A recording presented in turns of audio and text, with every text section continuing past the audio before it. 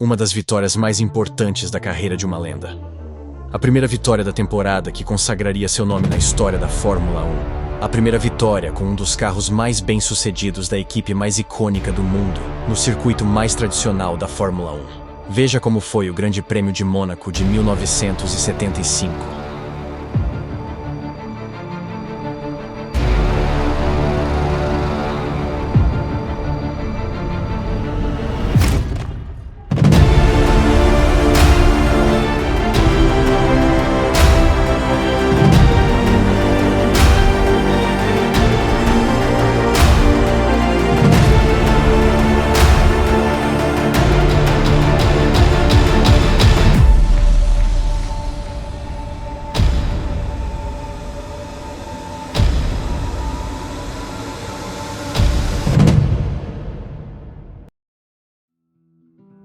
A temporada de 1975 começou com o domínio brasileiro nas duas primeiras corridas. O bicampeão Emerson Fittipaldi venceu na Argentina, pavimentando o caminho para o esperado e provável terceiro título. Na segunda corrida da temporada, no Brasil, foi a vez do ídolo brasileiro, José Carlos Patti, vencer sua primeira corrida, com seu amigo Emerson ao seu lado no segundo lugar do pódio. Até a quinta corrida da temporada, a Ferrari pontuava timidamente e parecia ser mais um ano de jejum de títulos da escuderia. Na terceira etapa, na África do Sul, a Ferrari estreou o 312T, criação do gênio e ídolo italiano, Mauro Forghieri. O 312T estreou e não impressionou no começo. Foi só em sua terceira aparição, a quinta etapa da temporada, que ele mostrou todo o seu potencial. Foram 6 vitórias nas 10 corridas restantes.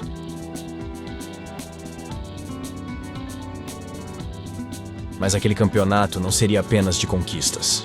A quarta etapa em abril, o GP da Espanha, no circuito de Montjuic, revelou o lado mais sombrio da Fórmula 1.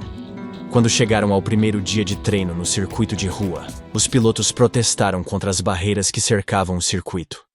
Circuito de rua tem um detalhe muito importante para a gente ver. Tinha guarda-reio sem parafuso, alguns presos com arame. Atrás você tem árvore, poste público, tudo naquela época, do circuito de rua, né? Quinta-feira eu vou para o diretor de prova lá espanhol e falo, e aí, o que vocês vão fazer?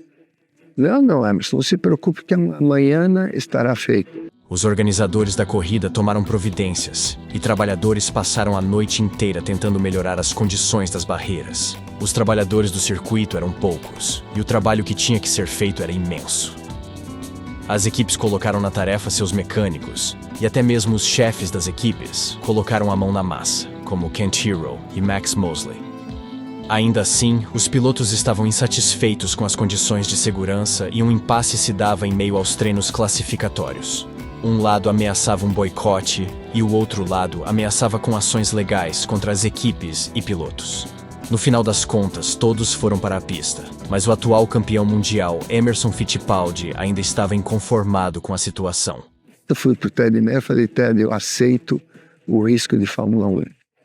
O risco de Fórmula 1 existe. Toda vez que eu estou no carro, eu estou arriscando minha vida. Mas esse risco, do jeito que está aqui, é inaceitável. Aí ele falou, Emerson, é sua decisão, se você não quiser correr, não corre.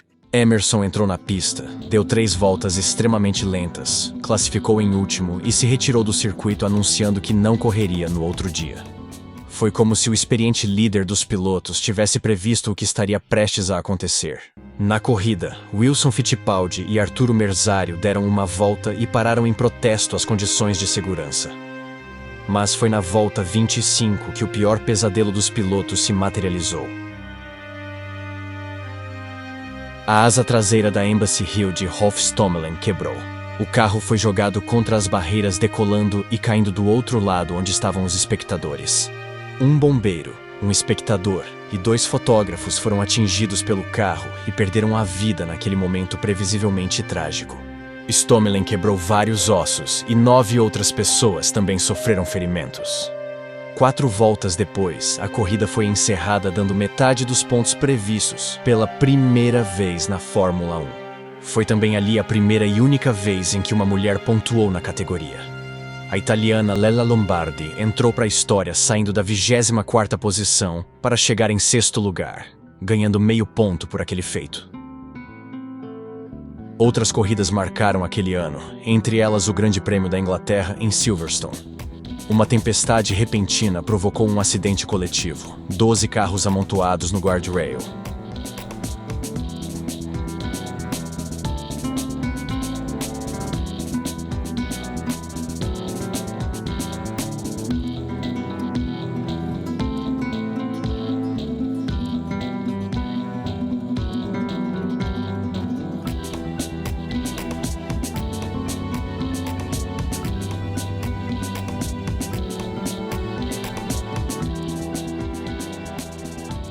A corrida foi interrompida e, entre os poucos que ficaram naquela pista molhada, Emerson Fittipaldi levou a vitória. Na Áustria, o roteiro se repetiu. Mais chuva, corrida encurtada e novamente pontos reduzidos. Vittorio Brambilla, um mestre da chuva, cruzou em primeiro para a única vitória de sua carreira. Um fato inusitado é que Brambilla cruzou a linha de chegada, rodou e bateu logo em seguida.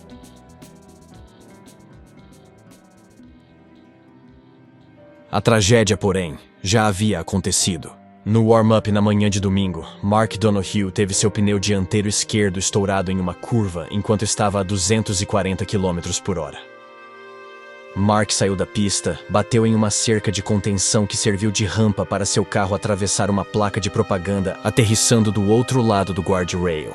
Ele bateu a cabeça em um poste, desmaiou, mas logo acordou e conversava normalmente com todos à sua volta.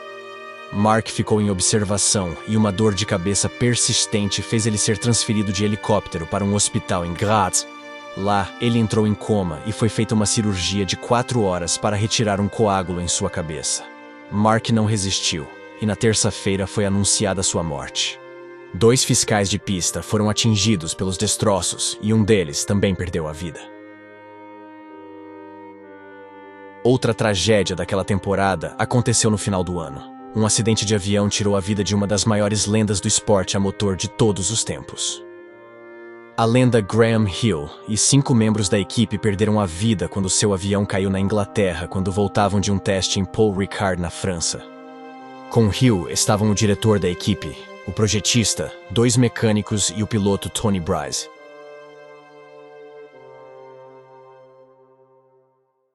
Entre vitórias históricas e provas manchadas pelo acaso e pela tragédia, aquele campeonato se moldou. E foi nesse cenário que Niki Lauda, com a Ferrari 312T, começou a se impor.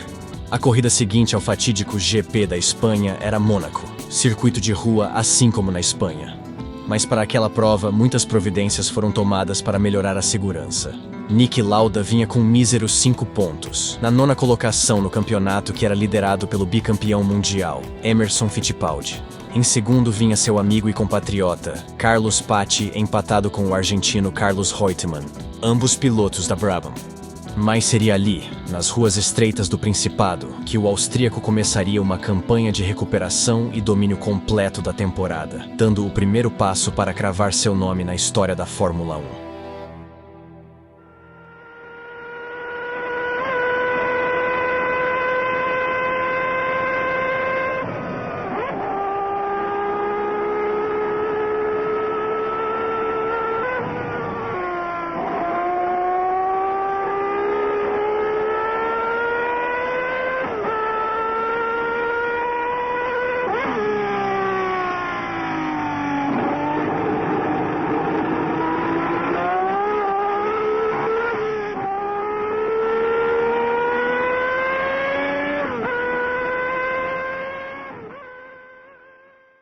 Um desafio rápido para você testar seus conhecimentos. Você sabe quem é este que está junto com Niki Lauda neste vídeo? Deixe sua resposta nos comentários.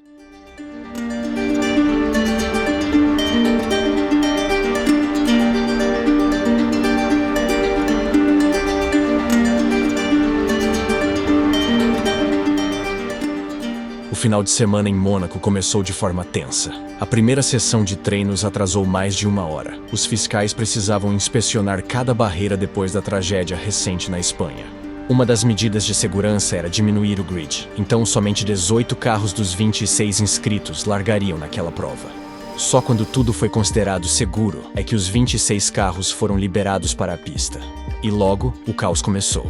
Clay Regazzoni rodou no porto. John Watson bateu tentando desviar. O câmbio de Mario Andretti quebrou e espalhou pedaços pela pista. Jacques Laffite destruiu sua Williams nos guardrails. Graham Hill, o Mr. Monaco, parava com o motor quebrado na Mirabeau. Carlos Reutemann escapou reto em uma curva, abandonando o Brabham no meio do caminho. No meio de tantos acidentes, Niki Lauda mostrou por que a Ferrari deveria ser respeitada. Com o novo 312T, marcou o melhor tempo com seu companheiro de equipe, Clay Regazzoni, logo atrás. Mas até Lauda provou que ninguém estava imune. Ele também tocou o guardrail no mesmo ponto em que Regazzoni também rodou. Na sexta-feira, o ritmo aumentou. Os brasileiros que lideravam a tabela de classificação não conseguiram um bom ritmo no treino. Paty fez o 8º tempo com Emerson logo atrás dele. As Shadow de Tom Pryce e Jean-Pierre Jarier surpreenderam e tomaram a primeira fila da Ferrari. E, quando tudo parecia definido, já no final do treino, Lauda voltou à pista e cravou a pole com mais de meio segundo de vantagem para Pryce. Logo após os treinos, o lendário Graham Hill fez o anúncio de sua aposentadoria do volante para se dedicar exclusivamente ao gerenciamento de sua equipe, a Embassy Hill. Depois de 18 temporadas, sua última volta foi justamente na pista que ele fez sua estreia, em 1958. A pista em que ele se tornou uma lenda e a pista em que ele mais ganhou. Foram 5 vitórias na corrida mais tradicional da Fórmula 1. Ganhou 2 títulos mundiais da categoria máxima do automobilismo. Ganhou as 500 milhas de Indianápolis e as 24 horas de Le Mans, se tornando a única pessoa que pisou na Terra a ganhar a tríplice coroa do automobilismo. Correu contra as maiores lendas da categoria, de Jack Brabham a Niki Lauda. Foi companheiro de equipe de ninguém menos do que Jim Clark, e foi um rival difícil de ser batido por Clark. Passou por mudanças extremas na Fórmula 1. Guiou em circuitos nas estradas como Spa-Francorchamps, carros de motores dianteiros dos anos 50 até os velocíssimos carros aerodinâmicos dos anos 70. Sobreviveu às eras mais perigosas do automobilismo e ganhou. O Mr. Monaco finalmente penduraria as luvas. O grid fica com Niki Lauda, Tom Pryce, Jean-Pierre Jarier, Ronnie Peterson, Vittorio Brambilla, Clay Regazzoni, Jody Scheckter, Carlos Paty, Emerson Fittipaldi e Carlos Reutemann, fechando as 10 primeiras posições.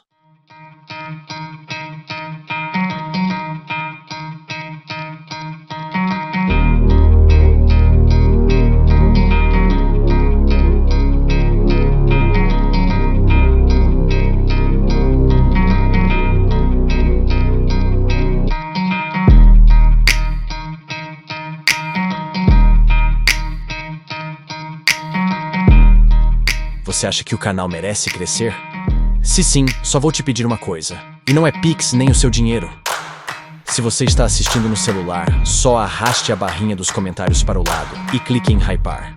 Você está ajudando este vídeo a ter um alcance maior aqui no YouTube. Agradeço demais a sua audiência e bora seguir para a corrida.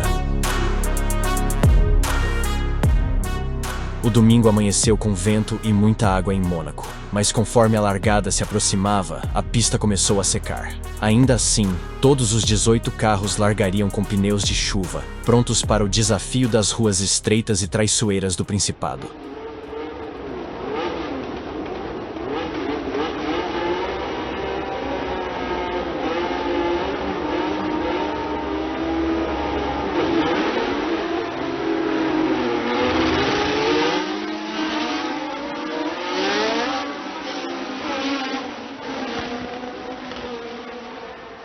Quando a largada foi dada, Niki Lauda disparou na frente passando a Sandevaux na liderança.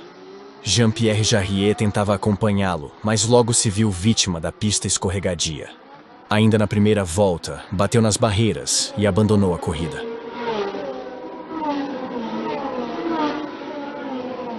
Ronnie Peterson, que tinha tomado a terceira posição de Pryce, agora era o segundo colocado. Jody Scheckter veio logo atrás de Pryce, trazendo Fittipaldi e Paty colados. Com a pista ainda úmida, as 15 primeiras voltas seguiram em ritmo mais lento. Ninguém se atrevia a tentar algo naquelas condições traiçoeiras, mas um piloto se destacava. Jochen Mass começou a ganhar posições, ultrapassando Ickx, Reutemann, Donohue e Watson. se firmando entre os 10 primeiros. Price tentava acompanhar Peterson, travava os pneus a cada freada, enquanto Regazzoni ia para os boxes com um furo no pneu. A partir da volta 17, a estratégia começou a ditar a corrida. A pista estava secando e era a hora de os pilotos escolherem quando iriam parar e que pneus iriam usar. Fittipaldi vinha colado em Scheckter há muitas voltas, mas não conseguia ultrapassar o sul-africano.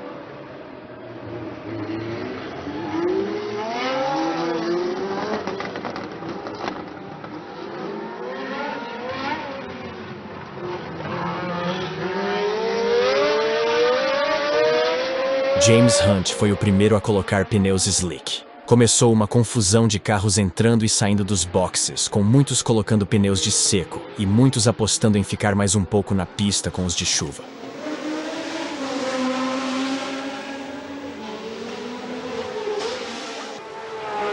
Price acabou rodando, caiu para quinto e foi para os boxes fazer seu pit stop. Enquanto isso, Lauda, Peterson, Scheckter e Fittipaldi ainda resistiam com pneus de chuva.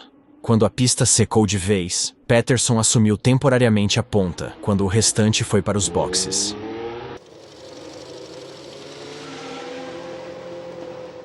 Mas sua decisão de retardar a troca de pneus custou caro. Perdeu muito tempo naquela volta, e quando parou na volta seguinte, perdeu muitas posições. Lauda reassumiu a liderança e começou a abrir vantagem, com Fittipaldi agora em segundo, Paty em terceiro, Scheckter em quarto, Peterson em quinto e Jochen Mass, que tinha largado em 15º, vinha em uma surpreendente sexta colocação. Emerson Fittipaldi estava em um ritmo muito forte e estava se aproximando pouco a pouco de Lauda, que vinha tendo muitos problemas com o tráfego.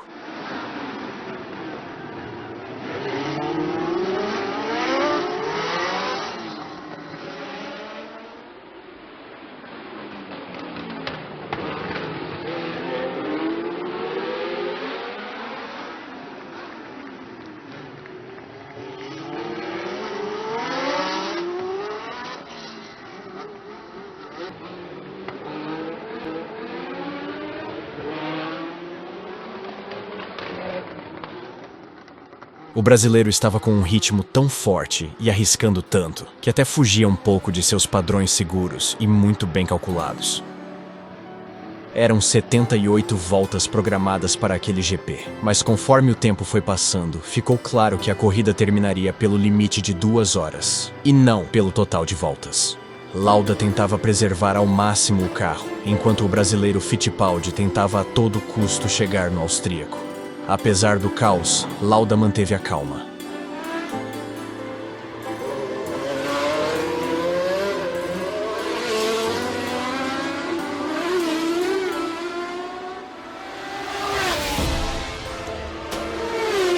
Ao completar a volta 75, após 2 horas de corrida, a bandeirada foi dada.